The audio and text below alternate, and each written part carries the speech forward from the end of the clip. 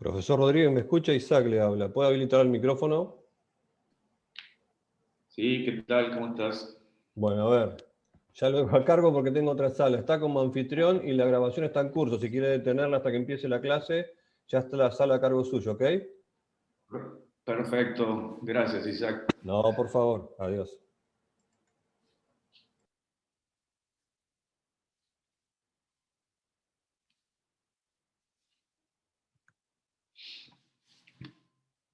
Esperamos un par de minutos a ver si se une más gente.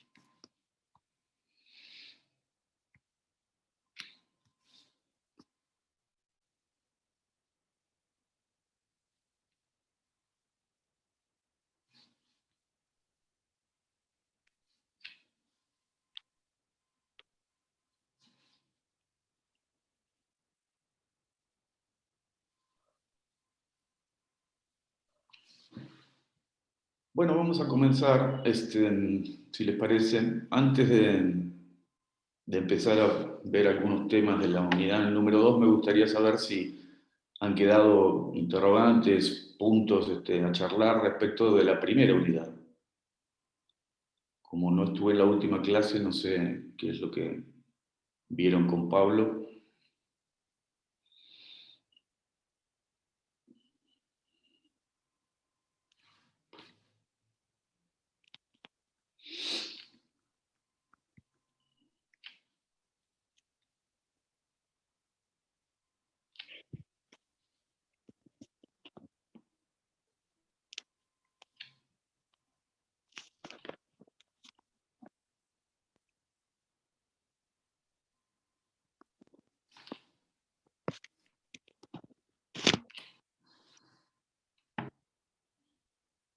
¿Nadie tiene ninguna consulta de la unidad 1? ¿Pudieron leer más o menos? ¿Empezaron a mirar la bibliografía? ¿Pudieron ver las clases?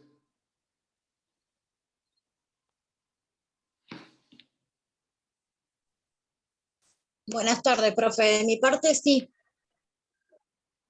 Bien, bien. ¿Te quedó alguna consulta antes de pasar a la unidad siguiente? La unidad 2, estoy trabada en el trabajo práctico. Recién estoy por el punto 5. Bien. Buenas tardes. Bueno, vamos a empezar. ¿Sí? ¿Qué tal? ¿Qué tal? Yo también iba a hacer referencia a eso sobre el trabajo práctico.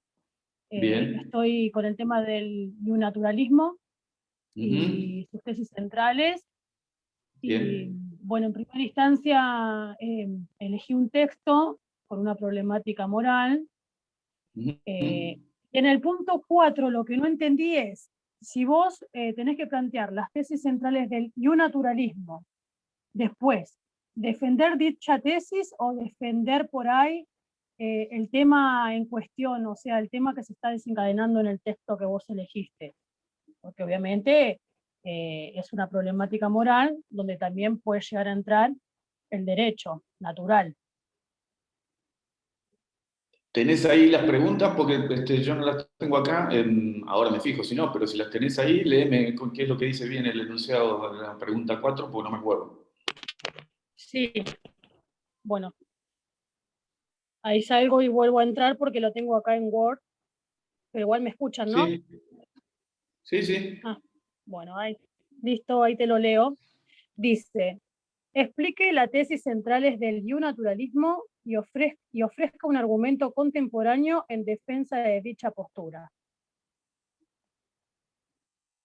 Sí.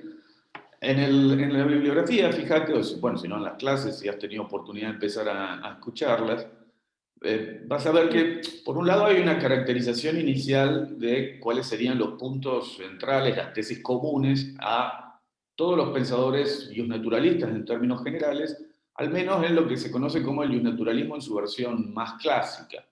Pero acto seguido se comentan las posturas de algunos autores contemporáneos dentro del naturalismo, como es el caso de contemporáneos, bueno, en realidad es una manera de decir, o sea, pensadores del siglo XX, digamos, porque algunos de ellos ya no están entre nosotros, pero se comentan las posiciones, por ejemplo, de Lon Fuller, de John Finnis, de Radbruch. Sí. Lo que se pide específicamente en el punto, después de que vos hagas un breve comentario acerca de cuáles son las tesis centrales del naturalismo, es que utilices algunos de los argumentos que emplean los pensadores naturalistas contemporáneos, como es el caso, por ejemplo, de John Finney, como es el caso de Robert Alexis. Estos autores que están comentados a continuación de el análisis de las tesis centrales del positivismo, en el punto, si no me equivoco, cuando se habla de con qué argumentos se ha sostenido la tesis de la conexión necesaria entre el derecho y la moral, la idea de la moral interna del derecho, que defiende Fuller, la distinción que hace John Finnis entre los casos centrales de uso de la expresión derecho, el argumento de Alexis, Sí. de la pretensión de corrección del derecho. Cuando me refiero a argumentos utilizados por pensadores y naturalistas contemporáneos, me refiero a estos en particular. Así que vos escojas algún argumento de alguno de estos autores que tratan de justificar, digamos, la existencia de una conexión necesaria entre el derecho y la moral con argumentos relativamente novedosos, ¿no? No son, digamos, las versiones más tradicionales o más clásicas del naturalismo. Entonces, lo que me interesaba es que por lo menos tomes alguno de estos autores y comentes un argumento utilizado desde una perspectiva naturalista más contemporánea para defender la tesis Sí. de la conexión necesaria entre el derecho y la moral. ¿Se entiende? Tal cual. Yo tengo acá que dice, según Fuller, identificar el derecho requiere de interpretación. La interpretación requiere evaluar la finalidad seguir. La finalidad, en última instancia, implica una evaluación moral, de modo que el derecho pueda ser identificado, de modo que el derecho pueda ser identificado. Existe una conexión necesaria entre el derecho y la moral. Eso dice Fuller. Pero tampoco es como, un argumento, o sea, que usa como que lo Fuller. define mucho. Ajá. Es un argumento que usa Fuller y que después desarrollan otros pensadores, como por ejemplo, vamos a ver, es el caso de Ronald Dworkin, que también, sobre la base de resaltar los problemas interpretativos del derecho, es que sostiene la existencia de una conexión necesaria entre el derecho y la moral. Sí, eso podría ser, desarrollarlo un poquito más, en todo caso, el argumento, pero, o explicarlo con tus palabras, digamos, ¿no? Trata de no copiar o transcribir. Que no sea, sí, que no sea tan igual. Sí, perfecto.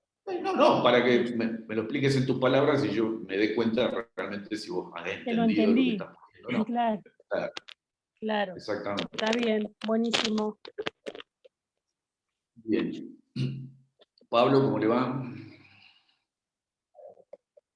Hola, ¿cómo andan? perdón que llegue unos minutos tardes. Estaba viendo que en la unidad 1 hay varias consultas en el foro que no había visto y que estaba respondiendo. Recién respondí una y voy ahora, después cuando termine la clase, a responder el resto. Y hubo en una que hubo un intercambio de opiniones. Igual antes de que vos ingresaras, les preguntaba si había alguna consulta respecto de la unidad 1. Ahí veo que han levantado la mano Valeria, por un lado, y Ludmila. Valeria, ¿tenías alguna pregunta sobre, no sé, la unidad 1 o la unidad 2? Hola, buenas tardes. Sobre el trabajo práctico 1, que yo todavía no interpreto la unidad 1 con la 2 y el trabajo práctico. Como que se me había mezclado un poquito. Quería ver si estaba bien lo que había puesto yo. ¿Puedo decirlo? No te lo voy a corregir acá el trabajo, pero decime cuál es tu duda. Si tenés alguna duda sobre alguna de las preguntas. No, es que yo puse, no sé, yo había puesto que la tesis central es del iusnaturalismo. Entiendo que hay ciertos principios entre el bien y el mal del universo, cuáles forman las leyes o normas naturales que actúan como marco supralegal en el principio contenido del principio contenido. Es conocible por la razón del ser humano.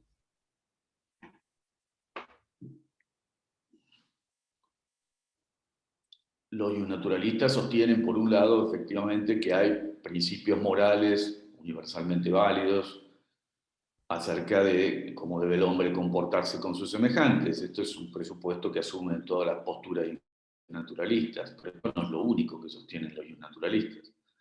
Le falta algo, no, por lo menos hay un aspecto adicional que sostiene por lo menos todos los naturalistas clásicos. Hay una variante después, que si seguís leyendo, si mirás las clases, que introducen algunos pensadores y naturalistas contemporáneos, pero en general hay una idea adicional que sostienen los pensadores y los naturalistas acerca del concepto de derecho, porque lo que vos dijiste es algo así como decir, mire, hay principios morales que son de validez universal. Pero hasta ahí no hemos dicho todavía demasiado acerca de qué vínculos existen, si es que existen, entre el derecho y la moral. Bueno, voy a buscar entonces bien. Fíjate, no, algo dijiste, te aclaro, hablaste de principios supralegales, bueno, pero esto hay que explicarlo, digamos, para que se entienda qué es lo que... Claro, explicarlo quizás con otras palabras. El tipo de conexión.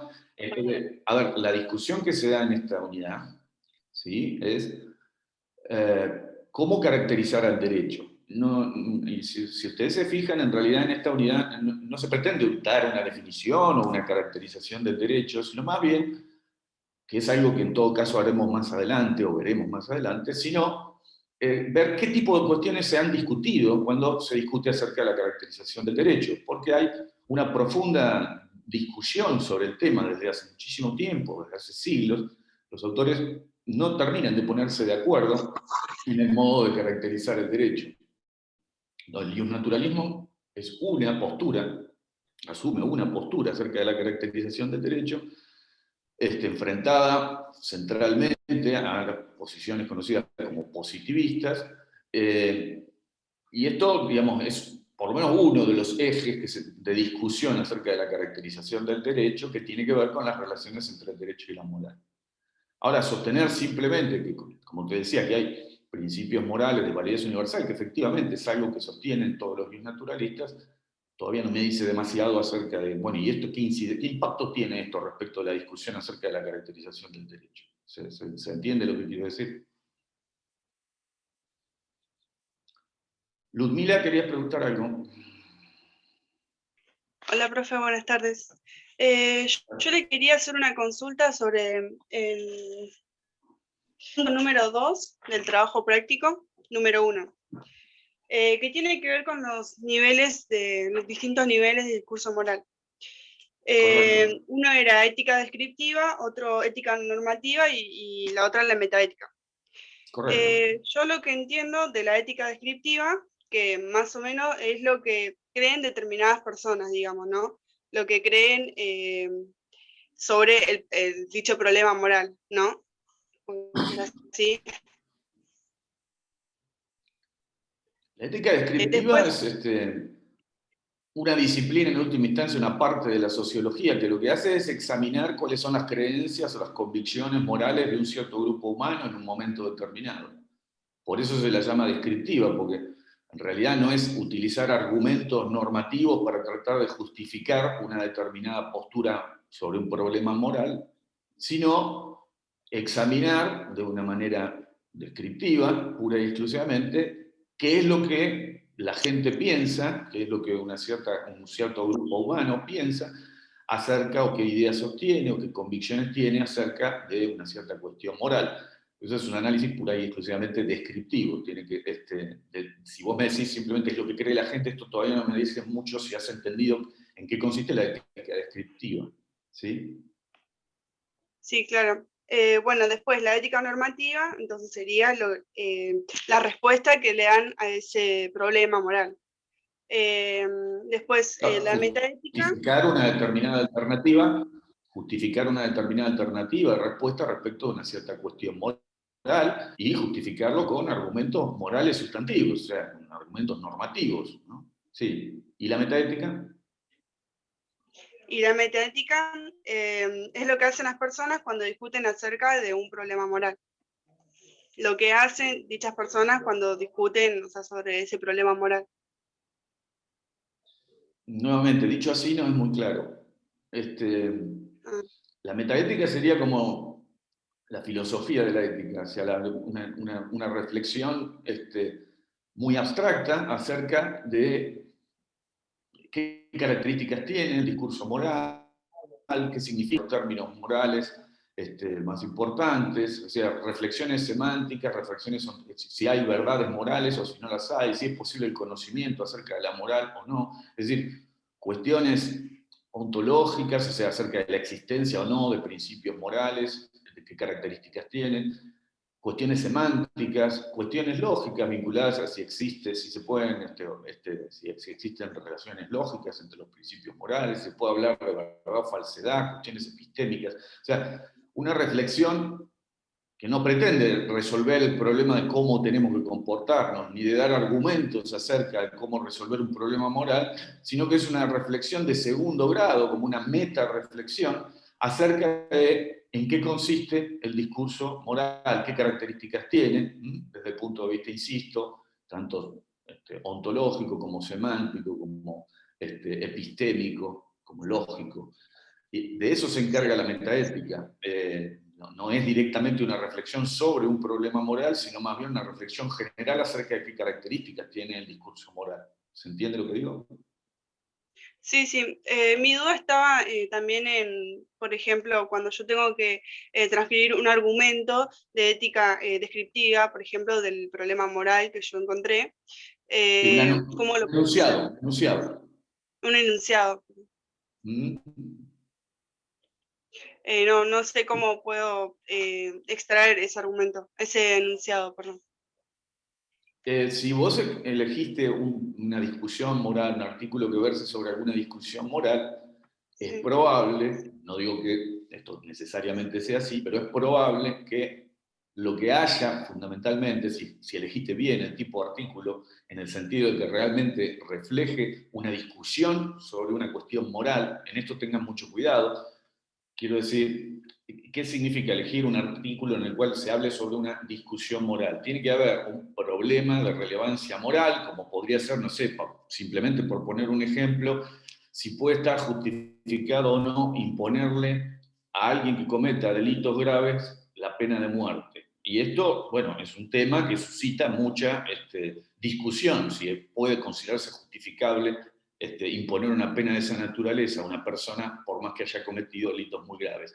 Hay quienes están a favor y quienes están en contra, ¿no? Digo esto para que quede claro qué tipo de cuestiones son las que usted tiene que buscar, digamos, para poner un ejemplo de una discusión moral. Si vos elegiste bien un artículo en el cual se presente una discusión moral, se discuta sobre una cuestión moral, lo que vas a encontrar centralmente son argumentos ¿de qué tipo? Probablemente de ética normativa, es decir, argumentos sustantivos que tratan de justificar la postura de quien está escribiendo, ya sea a favor, ya sea en contra en el ejemplo que yo ponía, de la imposición de la pena de muerte. Puede ser que además encuentres algún argumento de ética descriptiva, en el cual lo que se haga es se haga alguna afirmación acerca, por ejemplo, que se ha hecho una encuesta y que X porcentaje de la población piensa que blanco o negro respecto de la cuestión. Es más difícil que te encuentres con argumentos formulados desde la metaética. Por eso yo aclaré que si no encuentran en el artículo que ustedes escogieron un ejemplo de un enunciado de ética descriptiva, un ejemplo de un enunciado de ética normativa y uno de metaética, formulen ustedes un enunciado desde la metaética, si no lo encuentran, que se refiera o que tenga alguna vinculación con el problema moral que se está discutiendo. Tiene que ser, insisto, un enunciado muy abstracto, pero en última instancia ustedes bájenlo al ejemplo que ustedes estén considerando, pero en donde claramente el punto de vista que se asuma cuando se formula el enunciado sea desde la metaética, sea un enunciado metaético, no un enunciado de ética normativa ni un enunciado de ética descriptiva. No es un ejercicio sencillo, tampoco te puedo dar ninguna pauta más concreta de qué tendrías que poner, porque te estaría respondiendo yo la consigna. Pero si entendiste cuáles son los 3 niveles, pues no te quedes con una frasecita corta como las que me leíste recién, miralo más detenidamente, qué significa la metaética, qué significa la ética descriptiva, qué significa la ética normativa, y en función de esto, trata de ver si puedes encontrar ejemplos de enunciados que estén formulados desde esa perspectiva. Puede haber casos claros, y puede haber algún caso que sea un poco más oscuro, problemático. No te preocupes. La cuestión es que, bueno, me muestres que entendiste, digamos, en qué consiste la diferencia entre estos 3 niveles de la reflexión acerca de la moral. ¿Sí? Sí, perfecto. Sí, yo elegí un artículo donde se discute sobre, es una abogada, que ahora no me acuerdo el nombre, donde ella inicia una discusión sobre la vacunación, viste, ahora de COVID. Si se tienen que vacunar o los ancianos primero o los docentes de las escuelas. Eso para mí sería como un problema moral, porque hay gente que dice que primero tienen que ser los ancianos y hay otras que dicen que tienen que hacer los docentes. Entonces, podría ser, depende de cómo esté planteada la cuestión en la discusión del artículo. Podría ser, es un tema que puede darse para la reflexión moral. Fíjate que realmente haya argumentos morales, porque si no... ¿Sí? Sí, claro. Bueno, gracias, profe. No.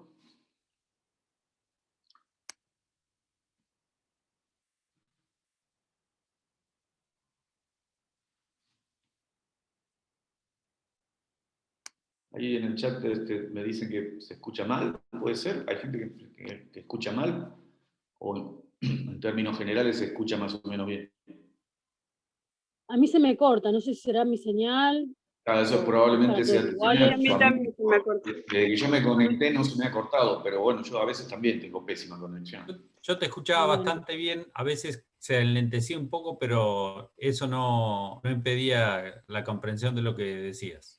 Bueno, trataré de hablar un poco más despacio en todo caso. Les digo más o menos, les comentaba cuál es el centro de la discusión en este capítulo, así que qué es lo que se discute acá. Insisto, no hay ninguna pretensión, no busquen ustedes en el capítulo una definición de qué es el derecho, una caracterización del derecho. Lo que se hace en este capítulo es examinar qué tipo de cuestiones se han discutido entre los autores, entre los teóricos, que no llegan a ponerse, por las cuales no llegan a ponerse de acuerdo acerca de la caracterización del derecho o el concepto de derecho. Ahí, si se fijan ustedes, si tuvieron la oportunidad de empezar a leer o de ver las clases, van a ver que primero se considera si este problema, si esta cuestión, buenas tardes Tobías, ¿cómo le va? Si este problema es un problema que puede justificarse, el hecho de que los teóricos no logren ponerse de acuerdo acerca de una cuestión tan elemental como qué es el derecho, cómo caracterizar el derecho. Si este problema, decía, puede entenderse que se derive de problemas semánticos que tenga la palabra derecho y palabras equivalentes en otros idiomas. Se descarta esta alternativa, se trata de por qué el problema no es un simple problema del significado de una palabra, sino que los desacuerdos versan sobre el objeto al cual hacemos referencia, o la compleja realidad a la que hacemos referencia con la expresión derecho.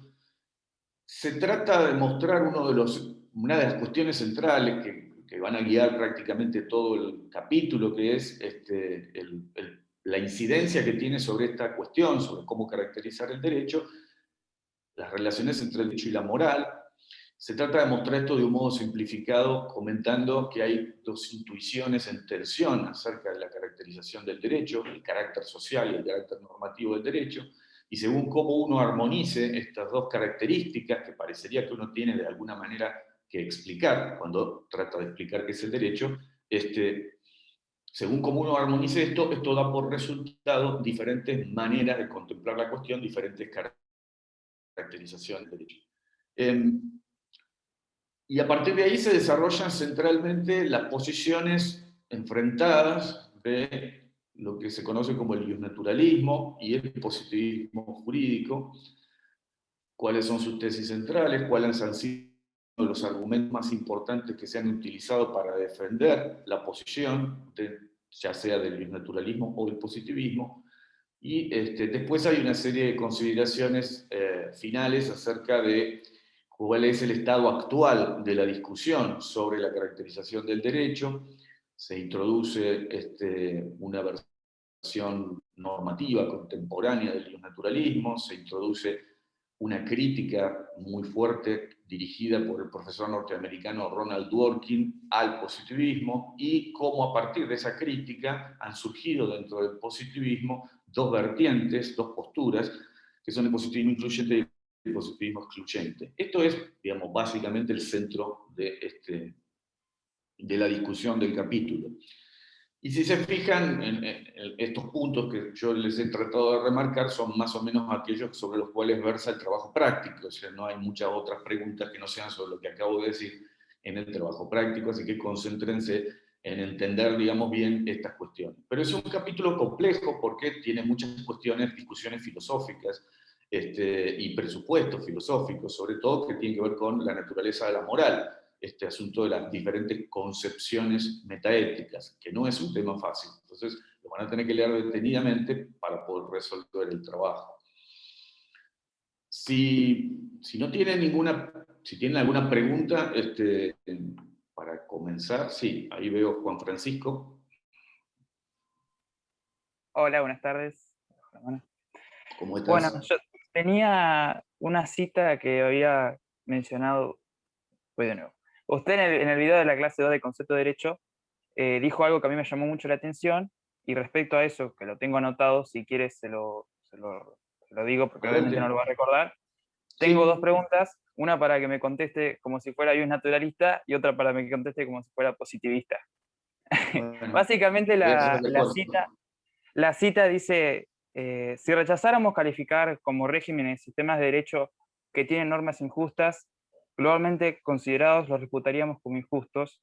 Bueno, lamentablemente la mayoría de los sistemas jurídicos no merecerían el nombre de derecho. La mayoría de los sistemas de normas que regulan la conducta han consagrado muchas injusticias. Eso dice usted. Dice, si uno no calificara como derecho a todos aquellos que poseen normas injustas, prácticamente no hay ningún ejemplo que pudiera poner de derecho.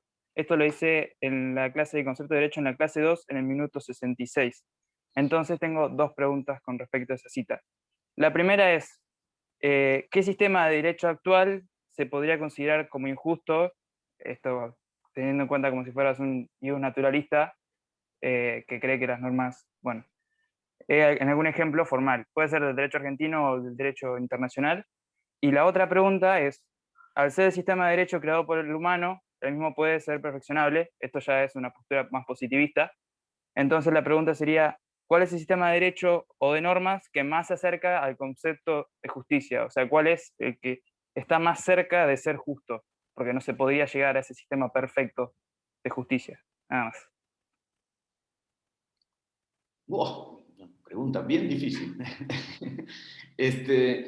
Bueno, con relación a lo primero, esta idea de que yo me animo a sostenerlo, la verdad que no me acordaba que, que haya dicho eso en la clase, pero no me parece que esté tan mal, estaría para defenderlo. Me refiero a lo siguiente, la mayoría de los sistemas jurídicos históricamente han consagrado injusticias, y si vos te fijas, digamos, ni hablar de remontarse, ahora sí tengo mala conexión, no sé Sí, si se me cortó un escuchan. Para mostrar esto, creo que ni siquiera necesitamos retrotraernos en el tiempo y hablar de sistemas jurídicos que consagraban a la esclavitud. No, los sistemas jurídicos actuales consagran a través de sus normas muchas situaciones que nos repugnan desde el punto de vista moral, como muchos sistemas jurídicos a través de sus normas. Y esto lo resaltan pensadores como, por ejemplo, el caso de Ronald Dworkin. Las normas jurídicas son un factor decisivo para, en muchos casos, consagrar las más groseras injusticias. Empezando por las desigualdades sociales. Las normas jurídicas amparan las diferencias, violentas diferencias, fortísimas diferencias sociales dentro de las sociedades, y esto es algo que las normas jurídicas ayudan a consolidar. Es decir, el derecho ayuda a consolidar situaciones de injusticia. Con relación a lo segundo que me decías, ¿cuál sería, digamos, un sistema jurídico que se ajustara más al sistema, a la justicia? El punto es que, y esta parte te la contesto más desde una visión positivista, el punto es que entendemos cada uno de nosotros por justicia. Porque seguro que no existe acuerdo entre diferentes personas acerca de qué es lo que consideramos justo y qué es lo que consideramos injusto. Hay desde luego ciertas cuestiones que nadie controvertiría, ¿no? Si yo digo que parece, digamos, algo deseable que se proteja la vida de todo ser humano, esta es una afirmación que probablemente nadie discuta. Ahora, si entramos a escarbar fino cuál es el alcance de esto, ¿sí? Vamos a ver que tenemos discrepancias muy notorias, porque va a haber gente que va a decir como hay que proteger a la vida de toda persona, entonces no se puede admitir el aborto. Y otro va a decir, si bien hay que tutelar la vida y la dignidad de toda persona, un asesino, un violador serial, debería ponérsele la sanción como pena, la muerte. Y vamos a ver que sobre esto no tenemos acuerdo. Entonces, por más que yo formule a veces una apreciación, un juicio moral muy abstracto, resulta que cuando uno empieza a lo mejor, digamos, una formulación muy abstracta, es algo en lo que mucha gente puede estar de acuerdo, resulta que en los papeles, cuando empezamos a presionar y ver un poquito cuál es el alcance que cada uno le acuerda a ese principio moral muy general, resulta que van a surgir diferencias.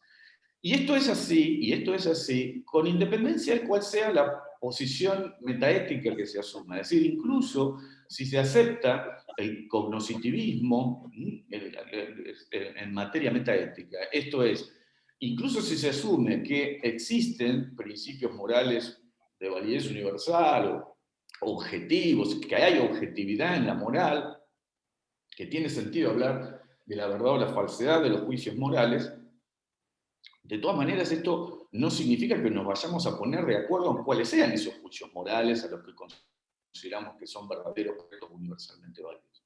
Entonces, más allá de que asumamos que incluso aceptando una posición cognoscitivista en materia metaética, esto no te garantiza en absoluto que vaya a haber un acuerdo acerca de qué contenido le asignemos a los principios que consideremos fundamentales de la justicia. Entonces, ¿qué sistema jurídico se ajusta más a ciertos principios de justicia? Bueno, esto va a depender del contenido del sistema jurídico, pero también de cuál sea el contenido que le asignemos a la justicia o a la moral.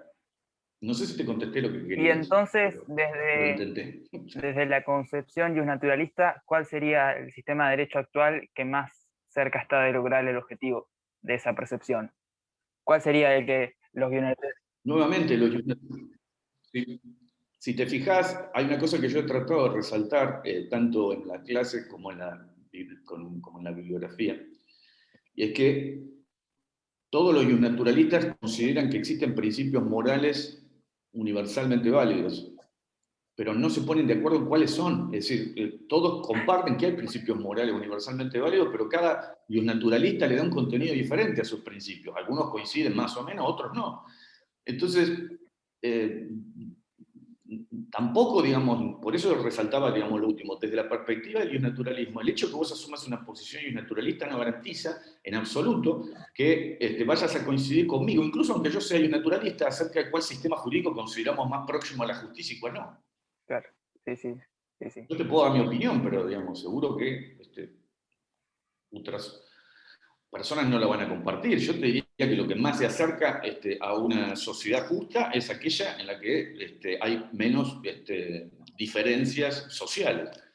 Pero hay gente que considera que esto no es un ideal de justicia que sea relevante, sino que da prioridad a otro tipo de cosas, ¿no? Y en esto, la cuestión es cómo resolvemos una discrepancia de esta naturaleza. Es decir, si yo considero que la igualdad debería ser el principio que rige fundamentalmente la ordenación de una sociedad, y vos considerás que no, que debería ser, por ejemplo, la libertad, y que estas dos cosas son relativamente incompatibles, vamos a llegar a conclusiones diferentes, y cómo dirimimos esta diferencia de criterios. ¿Entendés lo que quiero decir? Sí, sí, claro, claro. Muy bien. Muchas gracias. ¿Me dejas No, agregar por algo, favor. Jorge? Si me vas a apoyar, sí. Si me vas a contradecir, no. Sí, sí, sí, claro. No, me parece importante la pregunta que hizo Juan Francisco, destacar que su pregunta tiene combinadas dos planos, a partir, digamos, de la cita que hace de tu clase, que es importante que distingamos con claridad. La cuestión de la evaluación de la justicia de un sistema jurídico positivo es una cuestión, si uno quiere, de ética normativa, a ver, desde los principios que yo sostengo como los principios justos, a ver si se acercan o no. Y desde acá, en el plano de la metaética, yo puedo considerar que esto es objetivo, si acepto ciertas concepciones de la metaética, o que esta es subjetivo, lo que no le quita fuerza a mi argumento a favor de la justicia o injusticia. Pero esto por un lado, una evaluación de la justicia, del contenido de un sistema jurídico positivo es una cuestión de ética normativa. Y después, que me parece que en ese sentido es la intervención de Jorge en la clase, está la cuestión conceptual y la importancia de la cuestión conceptual que distingue claramente una posición iusnaturalista de una posición iusnaturalista respecto de la caracterización del derecho.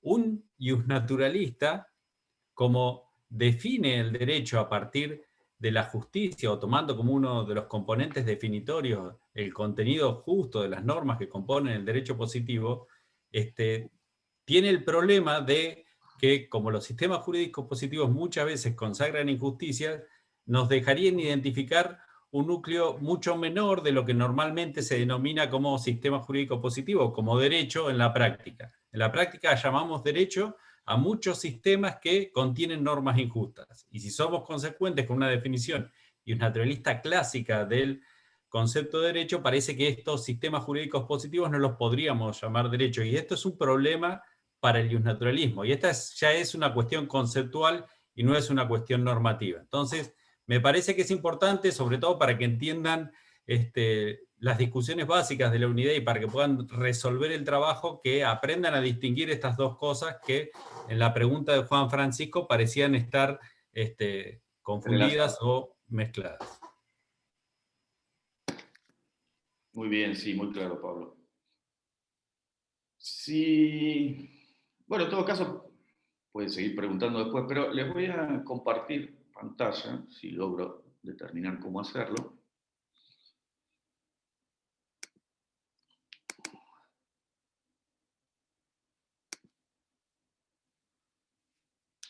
¿Se ve ahí? Muy bien, se ve, sí. Bueno. Esperen que voy a... Si no, no veo yo.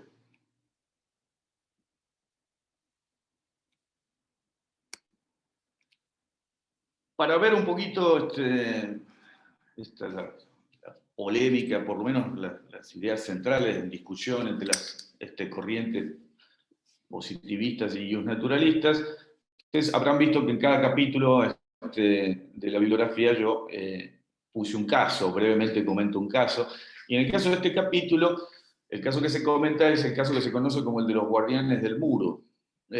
No sé si están familiarizados con el caso, no sé si lo pudieron mirar, si se los cuento muy brevemente. Después de la Segunda Mundial, Alemania quedó dividida en dos, Alemania Oriental y Alemania Occidental, a punto que se llegó a construir un muro en Berlín, porque Berlín estaba dividida entre Alemania Oriental y Alemania Occidental. Quienes cruzaban el muro tratando de escapar de Alemania Oriental para pasar a Occidente, había instrucciones de los guardianes del muro de disparar contra quien pretendiera huir hacia Occidente. En el 72, los hechos que generan, digamos, este caso, que llegó a ser resuelto por el Tribunal Constitucional alemán, efectivamente un señor quiso cruzar el río Spree, para llegar al sector occidental, los guardias lo ven, disparan y el tipo se muere ahogado. Después de la reunificación alemana, creo que culminó en el año 1990, se procesa no solamente a los dos guardianes del muro, sino a algunos otros funcionarios superiores, y se los condena por homicidio. Frente a esta situación, los condenados plantean en su defensa que las acciones que ellos cumplieron en ese momento eran siguiendo directivas existentes en normas jurídicas vigentes en la época en Alemania Oriental. Pero lo que sostenían es que, al habérselos condenado, lo que se habría hecho es violar una prohibición de aplicación retroactiva de la ley penal que está consagrada en un artículo de la ley fundamental alemana, es la Constitución de Alemania. En el ámbito del derecho penal en general, se acepta hoy contemporáneamente el principio de la irretroactividad, salvo que sea más benigna para el imputado. Es decir, yo no puedo condenar a alguien por haber realizado una acción que en el momento en que la realizó no era un delito. Entonces lo que sostenía la defensa de los condenados era que las condenas que se les había impuesto, como la conducta que ellos habían realizado en el momento en que la realizaron, no solamente estaba permitida, sino que era obligatoria, la condena suponía aplicarles retroactivamente normas posteriores que eran perjudiciales para ellos y consiguientemente pedían que se los absuelva. El caso llega hasta el Tribunal Constitucional alemán y el tribunal lo que resuelve es más o menos lo siguiente. Por un lado dice que las normas invocadas por los condenados eran manifiestamente injustas y según la denominada cláusula Radbruch, el derecho positivo perdería su validez cuando su contradicción con la justicia es tan insoportable que la ley ha de ceder ante la justicia. Por otra parte, si bien el tribunal considera que el principio de irretroactividad de la ley penal es un principio que no debería contemplarse como excepcional, como sujeto a excepciones, en realidad termina diciendo el tribunal que la prohibición de aplicación retroactiva de las normas penales solo valdría en los casos normales, no cuando un Estado, como era la Alemania Oriental, no respeta ni la democracia, ni la división de poderes, ni los derechos fundamentales. Esto es más o menos lo que centralmente, y con estos argumentos obviamente, rechaza los recursos de los condenados que pretendían escapar a la condena. Frente a este caso, me gustaría que piensen ustedes un poco en estas dos preguntas. Primero, ¿qué posición asume el tribunal con relación a la caracterización del derecho? ¿Qué les parece?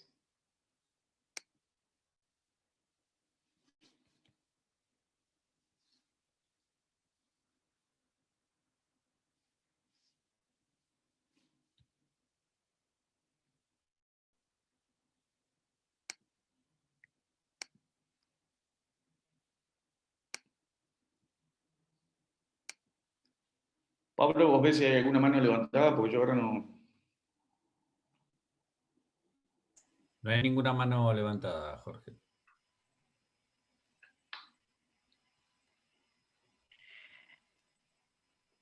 ¿Alguien se anima a decir algo?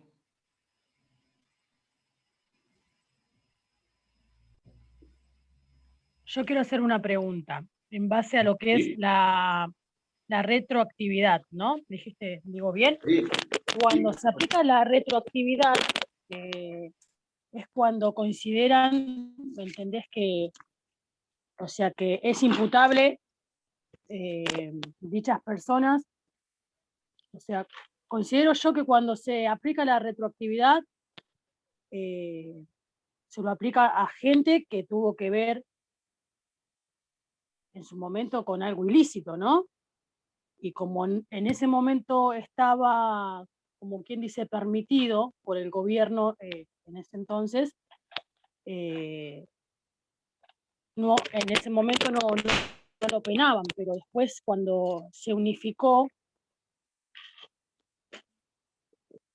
eso era condenable o imputable. No entiendo nada sobre ese tema, sobre la retroactividad. ¿Por qué se puede Bueno, aplicar? explico. ¿Por qué no se puede aplicar? Te explico. La retroactividad, aplicar retroactivamente una norma significa aplicarla para atrás, es decir, aplicarla a hechos acontecidos antes de que se promulgara esa norma. ¿Se entiende? ¿Se entiende Sí. esto? Bien. Sí, sí. En principio, en términos generales, como vamos a ver más adelante, las normas valen para lo futuro, es decir, desde el momento que se promulgan en adelante, y se aplican a casos posteriores. ¿Por qué razón? Porque si yo dicto una norma y a través del dictado de esa norma yo pretendo que vos te comportes de determinada manera, ¿sí? Sí. Yo te tengo que decir primero cómo quiero que te comportes, como para poder en todo caso después sancionarte si no haces eso que yo te dije que tenías que hacer. Entonces, lo lógico es que las normas se apliquen para lo futuro, para los casos acontecidos desde el momento en que yo dicté la norma en adelante. ¿Sí? Bien. Sí. Entonces, en principio, las normas no se aplican retroactivamente. Este es el principio de irretroactividad de las normas. Sí. En otras áreas del derecho, en derecho civil, hay casos en los cuales, o en derecho procesal, hay casos en los cuales las normas se aplican retroactivamente. Se aplican, en ciertas situaciones, a casos anteriores al momento en que la norma se dictó. Y esto a veces no es una cuestión demasiado grave ni problemática. En el ámbito del derecho penal, en cambio, hay un principio que reconocen hoy la mayoría de los sistemas jurídicos, y es que la ley penal no se aplica retroactivamente. ¿Sí? Vos no podés sancionar hoy, ¿sí? Dictar una norma hoy que crea un delito y sancionar a gente que realizó esa conducta antes de que se creara eso como un delito. Esto parece muy cuestionable, muy difícil de justificar. Entonces, la aplicación retroactiva de la ley penal parece que es difícil de justificar. Claro.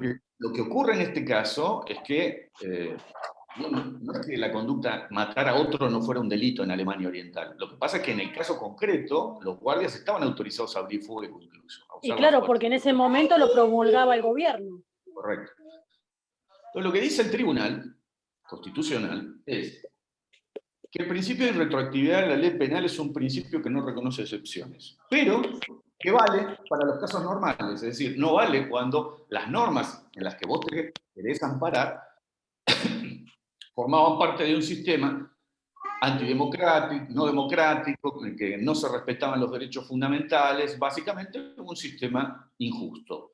Entonces, si el sistema era manifiestamente injusto, eso no calificaba como derecho. Y como no calificaba como derecho, entonces vos no te puedes amparar en la existencia de una norma que en realidad no era derecho. Ese es el argumento central del tribunal. ¿Se entiende? Sí. Bien.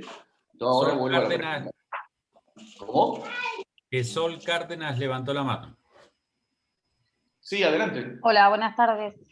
Bueno, acabo de escuchar, yo creía que eran de carácter normativo, la postura de concepto de derecho que asume el tribunal. Normativo Lo que pasa es que acorde a lo que acaba de decir, aparentemente, por lo que yo resumí del video que usted hizo, el concepto, ¿qué postura del concepto de derecho? De carácter social. No, te aclaro,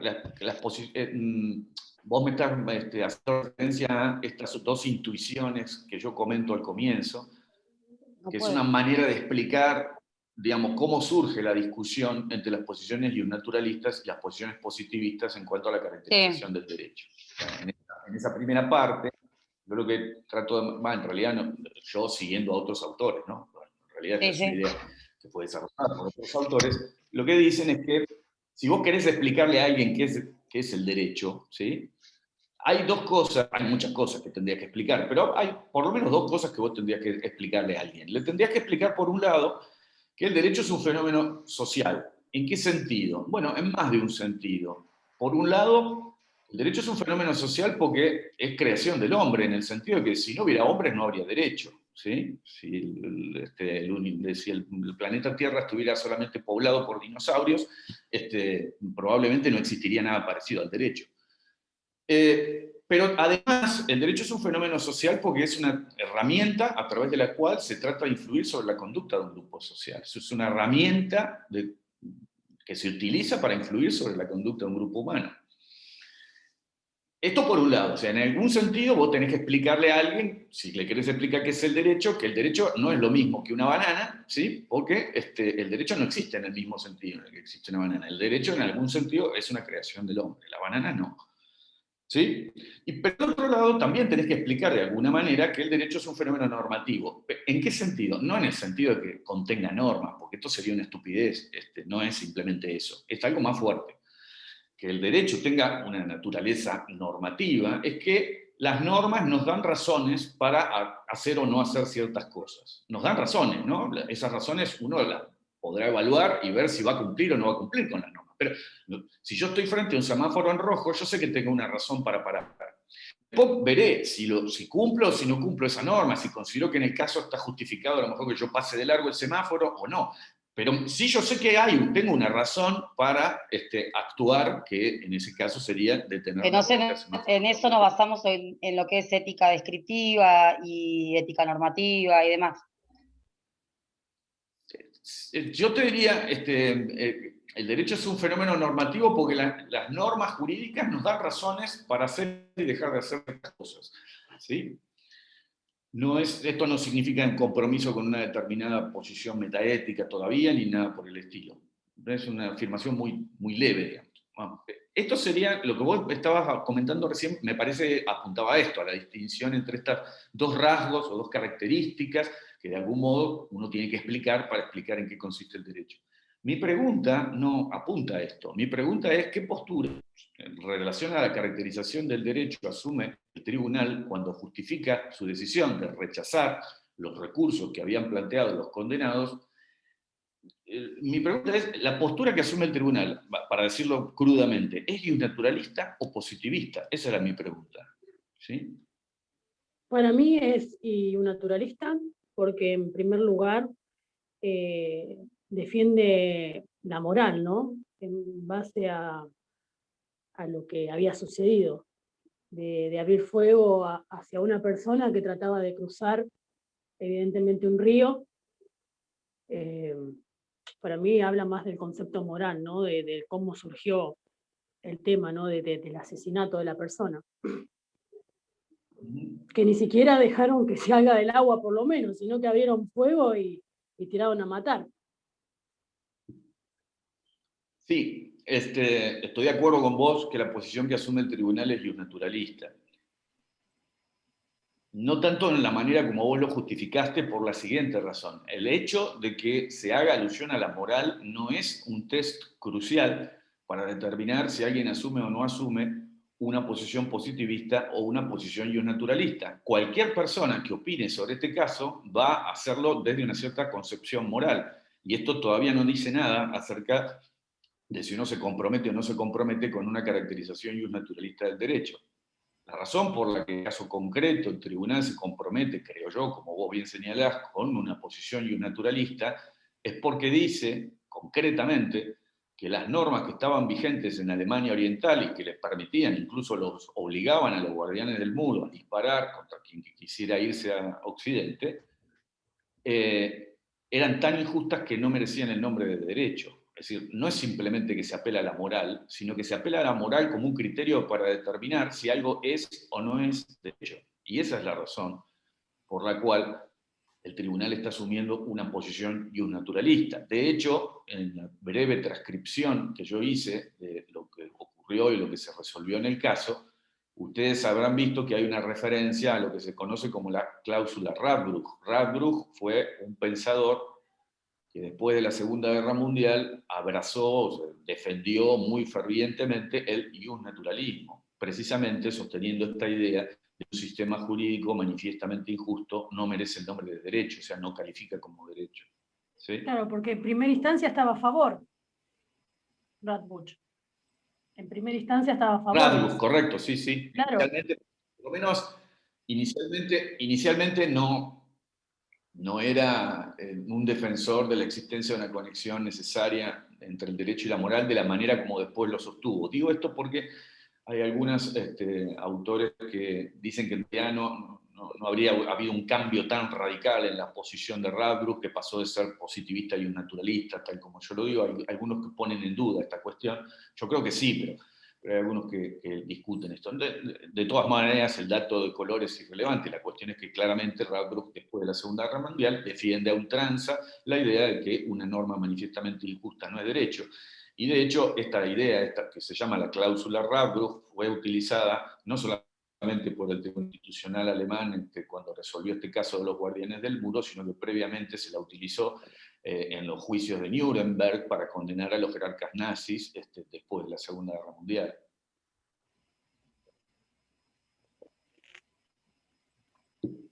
Bueno, entonces vamos ahora a mi segunda pregunta.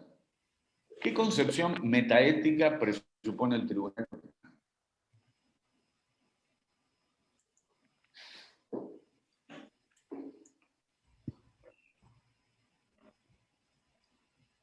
Para mí que es cognoscitivista. Sí, Concepción metaética cognoscitivista para mí. Ludmila, yo. Sí. Ludmila, bien, bien. Me sonaba conocida tu voz. Correcto. ¿Por qué razón? En realidad no es que lo diga explícitamente el tribunal, no hay ningún lado en el que el tribunal diga explícitamente, yo te aclaro, no leí en su momento el fallo, pero ahora no lo recordaría, pero no de lo que yo transcribí, claramente en lo que yo transcribí no hay ninguna afirmación clara en donde el tribunal sostenga que hay una moral objetiva, correcta, que es posible el conocimiento moral, que los juicios morales son verdaderos o falsos, o algo así. Pero esto se deduce, digamos, de las afirmaciones que hace el tribunal y fundamentalmente si contestamos a la pregunta anterior diciendo que el iusnaturalismo es la posición que está presupuesta acerca de la caracterización del derecho, o lisa y llanamente defendida explícitamente por el tribunal, entonces la posición metaética desde la cual está hablando el tribunal tiene que ser cognoscitivista en materia metaética, porque todos los iusnaturalistas, no importa qué variante del iusnaturalismo tomemos, todos los iusnaturalistas asumen una concepción cognoscitivista de la moral, en metaética, ¿no? O sea que esto es correcto.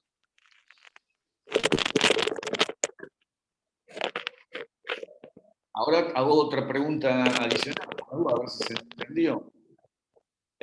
Todos los positivos naturalistas asumen una concepción metaética cognoscitivista. Esto significa decir que hay verdades morales, que hay principios morales que son verdaderos, que hay objetividad en la moral, que tiene sentido hablar de la verdad o la falsedad del discurso moral. Cuando yo afirmo la pena de muerte es injusta, hay algo que determina si esa afirmación es verdadera o no lo es. ¿Sí? Ahora pregunto otra cosa. El positivismo, ¿qué concepción metaética adopta o presupone? ¿Qué concepción metaética?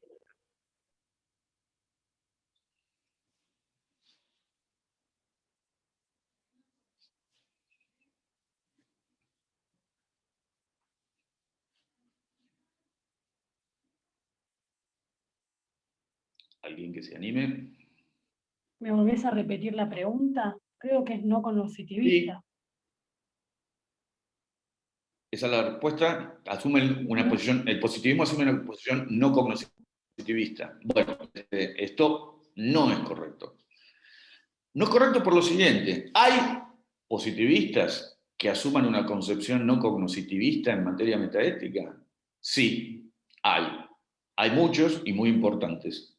Algunos de los más importantes positivistas, como es el caso de Hans Kelsen, como es el caso de Alf Ross, son escépticos en metaética. Esto significa no creen en esto que decía antes, esto es que haya verdades morales, que haya juicios morales que valgan para todo el mundo, porque consideran, esto es lo que sostenía Kelsen, por ejemplo, que los juicios morales son relativos a un sujeto, ¿no? Que no hay valores morales objetivos, sino que hay personas que valoran, hay seres humanos que valoramos.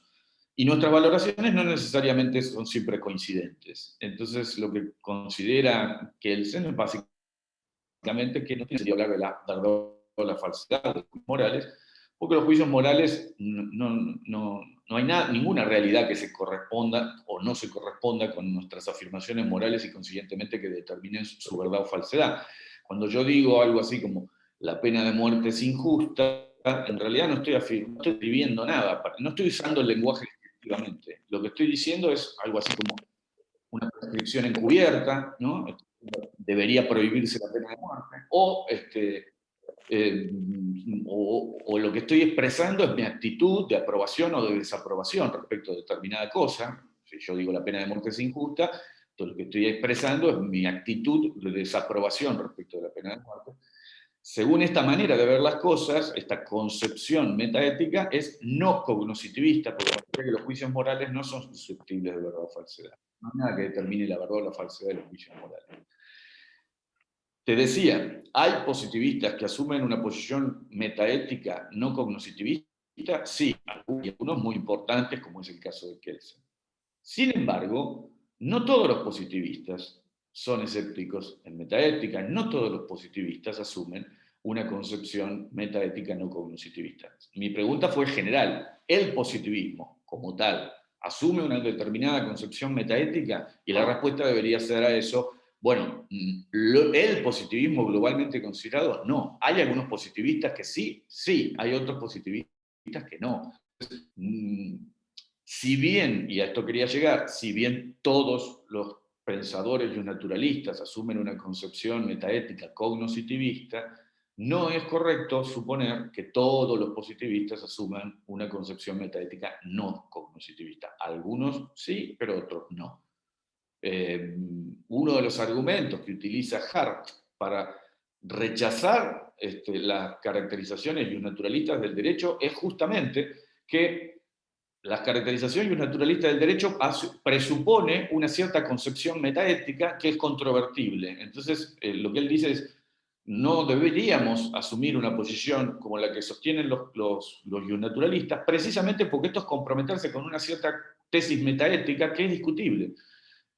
También es discutible una tesis metaética no cognitivista. Por eso ese no es el argumento que usa Hart para defender el positivismo. Hart no se compromete, si bien Hart yo creo que también era escéptico en materia metaética, él no defiende el positivismo sobre la base de asumir una determinada concepción. Entonces, hay argumentos, hay pensadores positivistas que sostienen el positivismo sobre la base del rechazo de la propia idea del derecho natural, es decir, asumen una concepción metaética no cognitivista, pero hay otros que no, hay otros que defienden el positivismo sobre la base de otro tipo de argumentos, como es el caso de Hart. ¿Se entendió más o menos?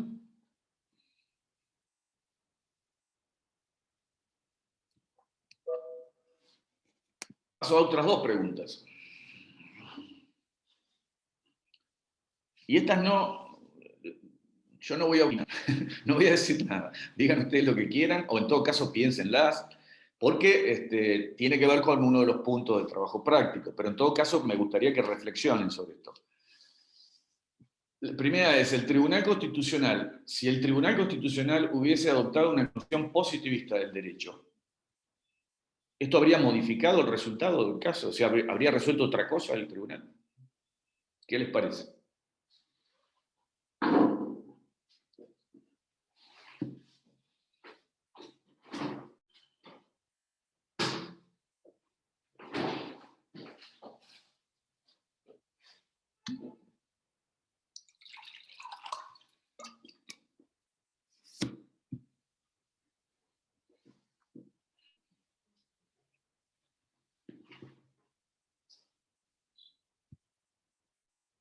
¿Alguna opinión?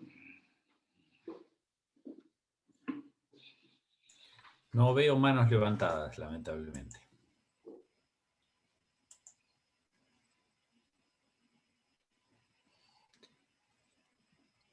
Les hago una salvedad, porque la pregunta por ahí, tal como está formulada, a lo mejor lleva a confusión. Mi pregunta no es si el tribunal hubiera dicho exactamente lo mismo, quiero decir, si hubiera utilizado los mismos fundamentos, porque claramente no hubiese utilizado los mismos fundamentos. Mi pregunta es si hubiera llegado a una conclusión diferente, es decir, si adoptando una posición positivista, habría llegado a la conclusión de que había que absolver a los condenados. Esta es la pregunta, ¿eh? Porque seguro que los argumentos no hubieran sido los mismos. Sí, Juan Francisco. Sí, sí, desde lo que he entendido, claramente se hubieran mantenido, hubieran dicho, bueno, la ley era la ley, y ya está. Y no aplicamos retroactividad y hubiesen quedado absueltos. Eso bajo mi punto de vista, de lo que he entendido. Hay que leer más. Hay que leer más. Esta idea de que la ley es la ley es una de las cosas que se le asignan incorrectamente al positivismo. No advertir exactamente cuál es el alcance de lo que sostienen los positivistas. Los positivistas distinguen dos cosas muy relevantes. En general, desde el naturalismo a veces se confunden. El plano de la identificación del derecho y el plano de la aplicación del derecho. La idea de que sostienen los positivistas, el rechazo que hacen los positivistas de la caracterización naturalista del derecho, se circunscribe al plano de la identificación del derecho. Lo que un positivista sostiene es que las normas jurídicas pueden ser identificadas sin recurrir a la moral. Que para determinar si una norma es parte o no es parte del derecho, determinar si una norma es o no es parte del derecho, eso no requiere de una evaluación moral.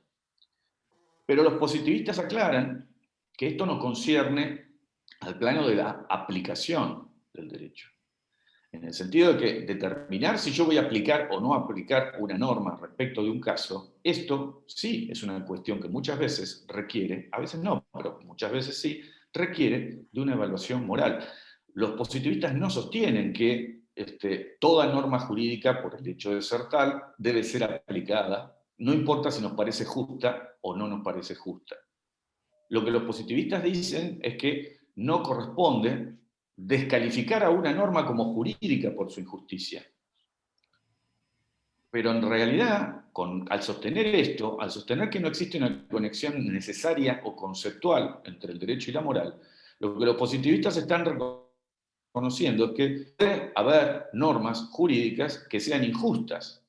Y alguien que sostenga esto, es decir, que puede haber normas jurídicas que sean injustas, no podría sostener paralelamente, sin entrar por lo menos en una contradicción pragmática, que todas las normas jurídicas tienen que ser aplicadas, no importa si nos parecen justas o injustas. ¿Se entiende lo que quiero decir? O sea, hay una diferencia en cuanto al alcance de las tesis positivistas entre el nivel de la identificación de las normas y el plano de la aplicación de las normas. Como decía, seguramente el tribunal no hubiese usado los mismos argumentos para justificar su decisión respecto del caso si asume una posición positivista y si asume una posición naturalista. Pero esto no nos dice automáticamente que si el tribunal hubiera asumido una posición contraria a la que asumió, es decir, una posición positivista, hubiera llegado a la conclusión de que esta gente tenía que ser necesariamente absuelta. Eso no es una conclusión necesaria. ¿Podría haber llegado a esa conclusión? Sí. Pero también el tribunal, sobre la base de asumir una posición naturalista, podría haber llegado a la conclusión de que había que absolver a esta gente. Digamos, no hay una conexión directa entre cómo debería ser resuelto un caso y qué concepción del derecho yo asumo. Sí hay una conexión directa entre los argumentos que yo voy a utilizar, porque seguramente esos argumentos van a ser diferentes. ¿Se entiende lo que digo, Juan Francisco? Sí, profesor, sí, sí. Es que esto, de hecho, lo estuve trabajando hoy fue por la mañana, pero se me han mezclado los conceptos, estoy un poquito abrumado, No, pero está bien. sí. Está bien, míralo más detenidamente, porque esto es muy importante, es ver cuáles son los alcances. Una de las cuestiones más difíciles de esta unidad, y en la que yo, si escuchás mis clases, vas a ver que yo he tratado de poner mucho énfasis en esa cuestión, es en precisar los alcances de las tesis que sostienen los naturalistas y los positivistas. Porque hay críticas mal dirigidas al naturalismo por no entender bien lo que los naturalistas están tratando de decir, y hay críticas mal dirigidas a los positivistas por entender mal qué es lo que ellos tratan de decir. Sí, como Sí, el por legalismo. eso hay que ser preciso acá en cuanto al alcance de las tesis. Esto requiere de más de una lectura. Hay que mirarlo muy despacito, pensarlo, porque si uno se apura, la respuesta automática es la que vos diste. Y esa respuesta automática en realidad desvirtúa gran parte de lo que han tratado de sostener, por lo menos los pensadores positivistas más relevantes, más importantes. Pues siempre hay algún loco que dice tonterías en todas las concepciones del derecho, pero el rasgo saliente del positivismo, tal como ha sido defendido por los principales positivistas, es el de sostener que el positivismo es una tesis acerca de la identificación del derecho. Que lo que resaltan los positivistas es que una norma, para ser considerada parte del derecho, no requiere una evaluación moral. Pero esto no quiere decir que todos los positivistas sostengan que las normas jurídicas hay que aplicar, no importa, son justas, injustas, hay que aplicarlas igual porque la ley es la ley. No, esto es una concepción formalista del derecho que en realidad está enraizada más con una visión naturalista que con una visión positivista. ¿Por qué razón? Porque el que sostiene, el único que en realidad en sentido estricto podría sostener que todas las normas jurídicas, por el hecho de ser tales, tienen que ser siempre aplicadas, es alguien que presuponga que todas las normas jurídicas necesariamente son justas. Y esto es justamente lo que presuponen lo que sostienen los naturalistas, no los positivistas. Si yo soy un naturalista, yo voy a decir, todas las normas jurídicas son justas, porque a las normas que considero injustas no las voy a considerar parte del derecho. O sea que el derecho es un conjunto de normas justas. Si el derecho es un conjunto de normas justas, bueno, claro, en todos los casos hay que aplicar esas normas siempre, porque son justas. Pero esto no lo puede decir un positivista, si el positivista lo que está diciendo es que puede haber normas jurídicas que sean injustas. ¿Se entiende? Sí, se entiende. Bien, les dejo la otra inquietud, el otro interrogante se los dejo para que ustedes lo piensen, porque es probable que no hayan llegado a leer todavía la discusión entre el positivismo incluyente y el positivismo excluyente. Pero la nueva pregunta es si variaría la solución del caso dependiendo de si uno asume una posición positivista incluyente o excluyente. Esto lo veremos después, lo dejo para que lo vayan mirando, porque también creo que hay alguna pregunta vinculada con esto en el trabajo práctico. Pero me interesa resaltar esto.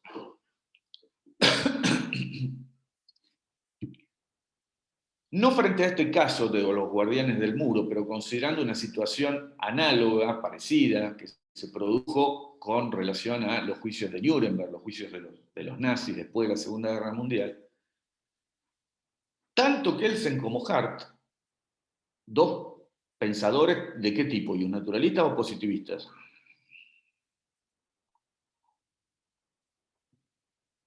Kelsen y Hart son de los pensadores más importantes dentro del positivismo jurídico.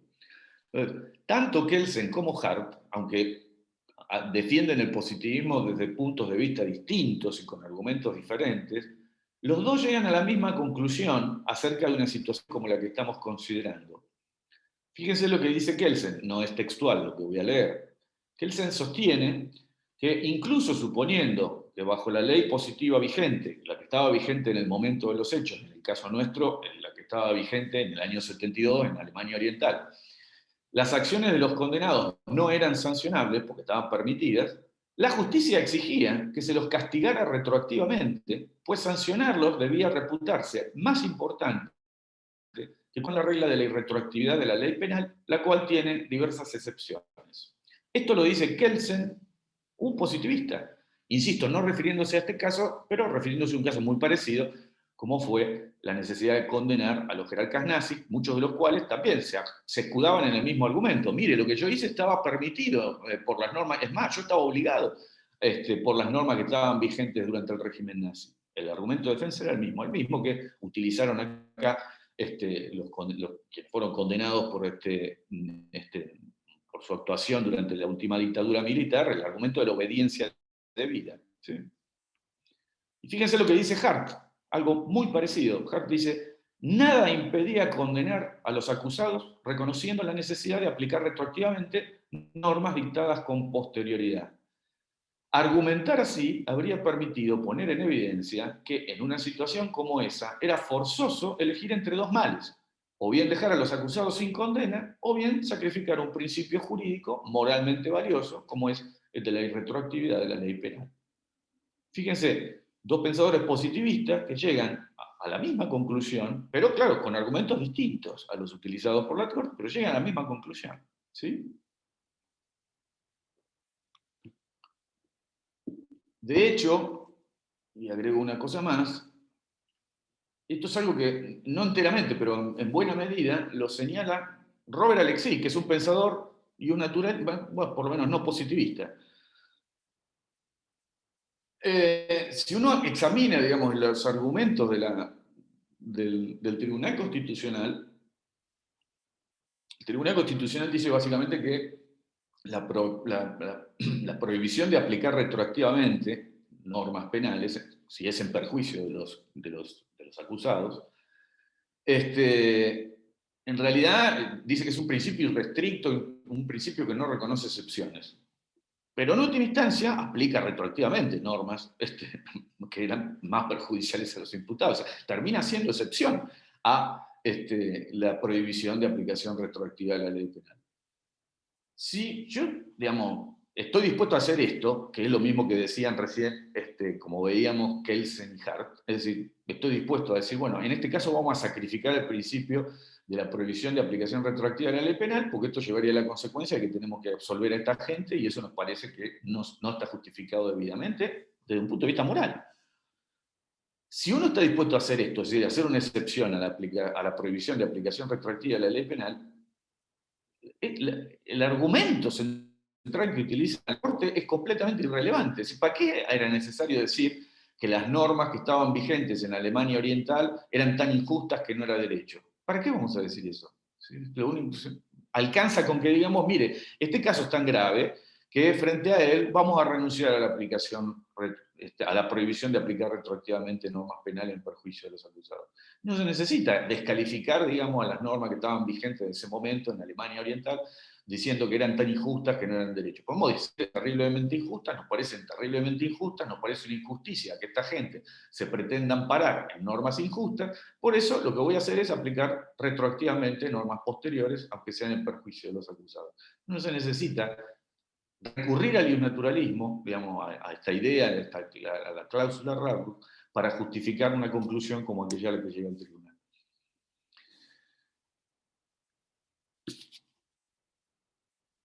Bueno.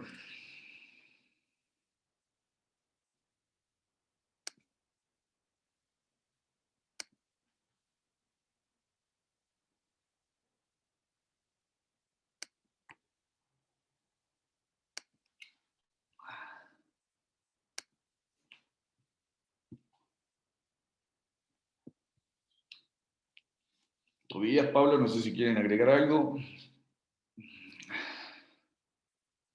Hola, no, simplemente que lo de siempre, que lean, que hagan las preguntas, que usen los foros para hacer las preguntas lo más precisas posibles.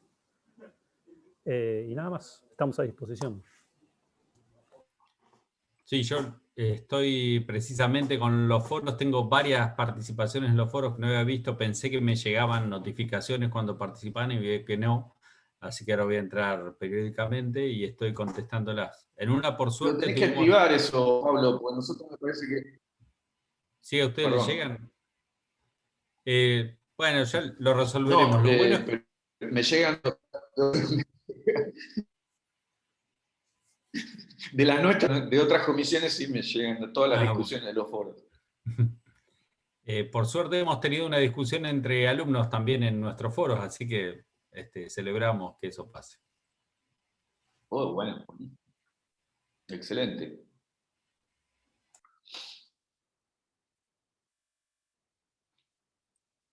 Bueno, yo diría lo siguiente, vayan mirando un poco, la semana que viene, jueves debe ser feriado, entonces vamos a hacer clases, si les parece, no sé si Pablo todavía alguno puede, el martes, ¿les parece bien? ¿Sí? Bueno, vamos a hacer otra clase el martes. Vayan leyendo, me interesa que miren más finamente cuáles son las tesis centrales del diosnaturalismo, cuáles son las tesis centrales del positivismo, qué tipo de argumentos se utilizan para defender el diosnaturalismo, qué tipo de argumentos se utilizan para defender el positivismo. Y si pueden avanzar, entonces vamos a ver si llegamos a profundizar un poco en las distintas variantes del positivismo y en las versiones más contemporáneas del diosnaturalismo. El martes a la misma hora, sí, me están preguntando ahí, el martes a las 16:45. Y vayan, bueno, mirando el trabajo práctico. Esto es, lo que voy a decir ahora es excepcional y no va a volver a ocurrir, pero la fecha de presentación del primer trabajo práctico la voy a postergar una semana. Digo, esto no va a volver a ocurrir porque las fechas son absolutamente improrrogables. Pero en este caso, como hemos empezado, ha habido gente que me ha comentado que tenía problemas para sumarse a la plataforma. Voy a prorrogar una semana la fecha de presentación del práctico. Después les voy a indicar exactamente cuál va a ser la fecha de presentación. Pero sería la semana siguiente la que estaba planificado, creo que la fecha de entrega era, si no me equivoco, el 6, ¿puede ser? El 6 de abril, bueno, será la semana 7 y 6, 13, será el 13 de abril. Se les va a juntar un poquitito con el segundo trabajo práctico, así que no se descuiden, vayan mirando el otro trabajo práctico también, pero vamos a hacer esto para evitar... No es necesario que nadie me agradezca. Digo simplemente que lo hacemos de una manera excepcional porque simplemente para que ustedes estén organizados, me gusta de entrada ponerles cuáles van a ser las fechas y no moverlas, cosa de que las reglas sean claras desde el comienzo. Pero aquí hubo una dificultad que me consta, que creo que justifica el hecho de que pasemos una semana el primer trabajo. Lo que sí, los restantes no se van a mover, así que ya organícense en función de los tiempos que tienen. Y tengan en cuenta que los trabajos prácticos no son simplemente un trabajito, sino que son la herramienta que nosotros utilizamos para evaluarlos. Este curso se aprueba básicamente aprobando los trabajos prácticos. El tipo que apruebe todos los trabajos prácticos aprobó el curso. Vamos a hacer un coloquio final, pero ese coloquio final va a ser simplemente para definir la calificación. El que aprobó todos los trabajos prácticos aprobó la materia. Así que, y el que no puede cumplir con las condiciones de regularidad que fijamos en cuanto a la cantidad de aprobación de los trabajos prácticos, la va a perder. Entonces, esmérense con los trabajos. Cuídense de no presentar trabajos en conjunto, copiados. Traten de esforzarse por mostrar que han leído y que han entendido. Traten de no transcribir literalmente lo que encuentran en la bibliografía. Traten de elaborarlo un poco ustedes personalmente.